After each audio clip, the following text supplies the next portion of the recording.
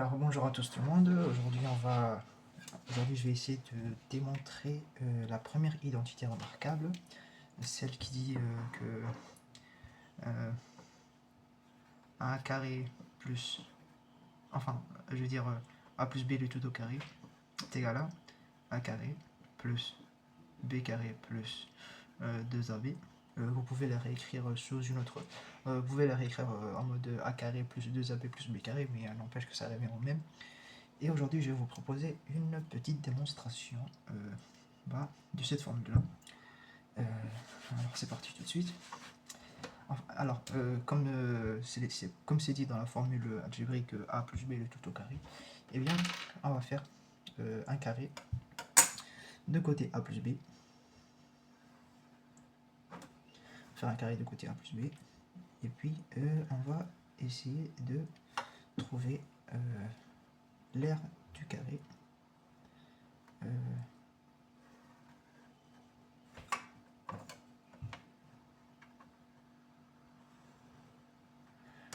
Maintenant, si on pose que A égale à, par exemple, 2 carreaux, ça, par exemple, ça c'est égal à A, et que ça c'est égal à B, et que on veut l'aire de ce carré-là, et ben, vous conviendrez que la formule pour résoudre l'aire d'un carré, c'est côté fois côté, donc en l'occurrence A plus B au carré.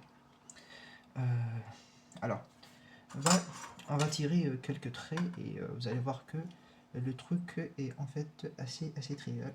C'est une démonstration qui peut être accessible dès la 4e, je dirais.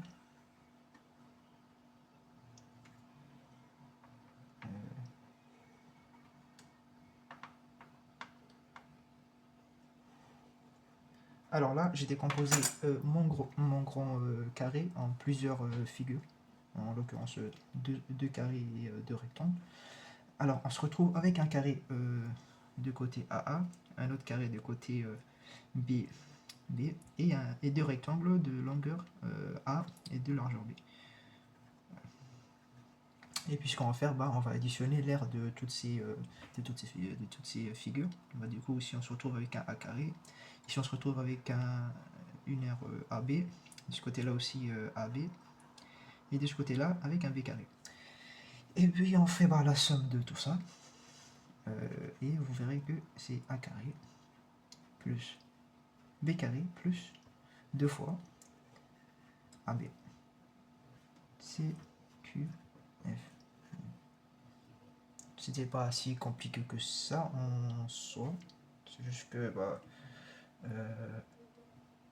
que c'est pas quelque chose qu'on tente de nous montrer dans l'éducation nationale. Je sais pas pourquoi, mais c'est assez simple et banal à démontrer. Et d'ailleurs, pour moi, c'est la bonne manière de faire des maths, surtout au début.